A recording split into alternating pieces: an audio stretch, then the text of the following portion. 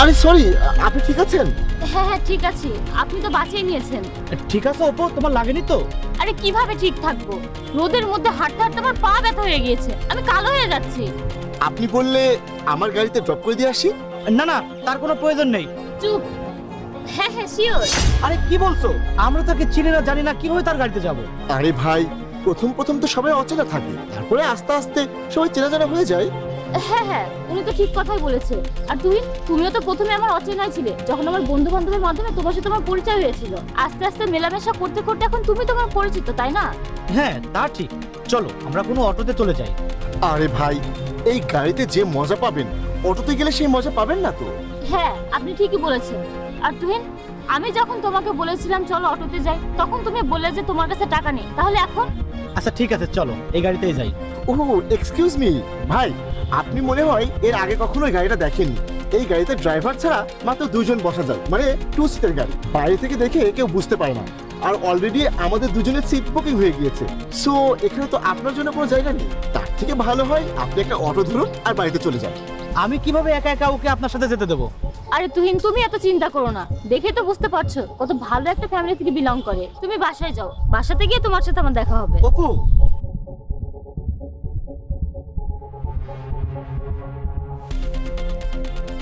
কিছু করার নেই ভাই, তোমার অভাবের দোষ।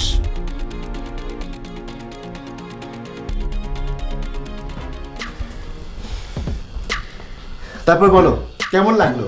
হ্যাঁ ভালো।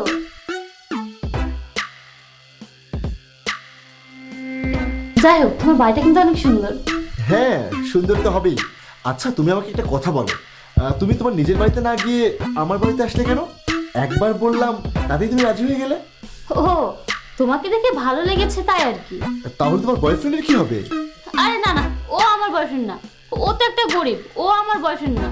ও আচ্ছা, কিন্তু আমি ভেবেছিলাম ওটা তোমার বয়ফ্রেন্ড। না না, কিন্তু আমি একটা বয়ফ্রেন্ডের খোঁজে আছি। ও রিয়েলি? আচ্ছা তুমি কি করো? করি তো অনেক কিছুই।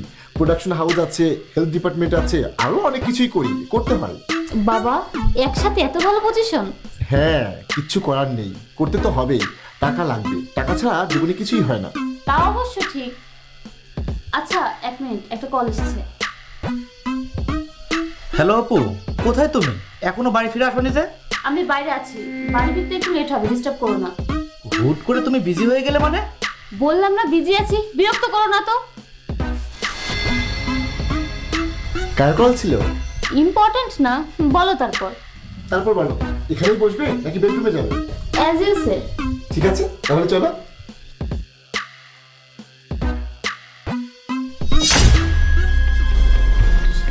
তুমি এখানে? হ্যাঁ আমি এখানে। তুমি একটা অচেনা মানুষের কারে করে চলে আসলে, আবার 1 ঘন্টার মধ্যে তার বাড়িতেও চলে আসলে, আবার এখন তার বেডরুমেও। না না এমন কিছু না, উনি আমাকে ওনার বাড়ি দেখাচ্ছিল।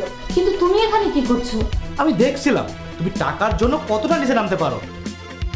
মানে এই বাড়িটা আমার, আর তুমি যার সাথে এসেছো সে আমার বড় ভাই। আমার বড় ভাই এতদিন দুবাই ছিল। তার মানে তোমরা দুজন মিলে একটা প্ল্যান করেছিলে, তাই না?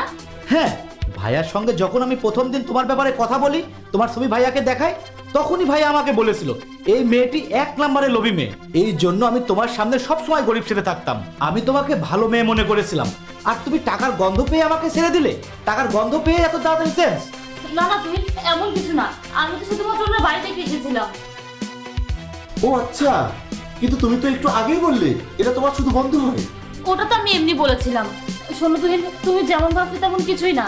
তুমি জানো অপু, আজকে যদি তুমি এই টেস্টে পাস করতে তাহলে আমি তোমাকে বিয়ে করতাম, আর তোমাকে এত সুন্দর লাইফ স্টাইল দিতাম যা তুমি কল্পনাও করতে পারোনি। তুমি জানো আমার কোম্পানির টার্ন ওভার কত টাকা আসে? কত? 40 কোটি। আর এটা তো শুধু আমার কোম্পানি, ভাইয়ার কোম্পানি তো বাদই দিলাম। দেখো আই এম রিয়েলি সরি, আমি একটা ভুল করে ফেলেছি, প্লিজ তুমি আমাকে ক্ষমা করে দাও। আমি সত্যি তোমাকে ভালোবাসি। তোমার এসব নাটক আর আমার সামনে চলবে না। তুমি এখনই বাইরে যাও আর নিজের জন্য কাউকে খুঁজে নাও। Get out please no no please get out. ঠিক আছিস ভাই তুই? হ্যাঁ ঠিক আছে ভাইয়া, বাট একটু খারাপ লাগছে। কোনো ব্যাপার না ভাই, মানুষ ভুল থেকেই শেখে। তুইও নিশ্চয়ই ভালো কোন মানুষ পাবি।